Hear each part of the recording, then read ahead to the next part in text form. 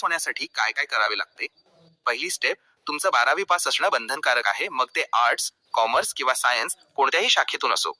दुसरी स्टेप, तुमचं वय 18 ते 28 वर्षांच्या दरम्यान असावं लागतं आणि राखीव वर्गासाठी वयात नियमानुसार सवलत मिळते. तिसरी स्टेप, मुलांची उंची किमान 165 सेंटीमीटर आणि मुलींची उंची किमान 155 सेंटीमीटर असणं गरजेचं आहे. चौथी स्टेप, यानंतर येते मैदानी चाचणी, ज्यात मुलांसाठी 1600 मीटर धावणे, 100 मीटर धावणे आणि गोळाफेक असते. पाचवी स्टेप, तर मुलींसाठी 800 मीटर धावणे, 100 मीटर धावणे आणि गोळाफेक ही मैदानी चाचणी घेतली जाते.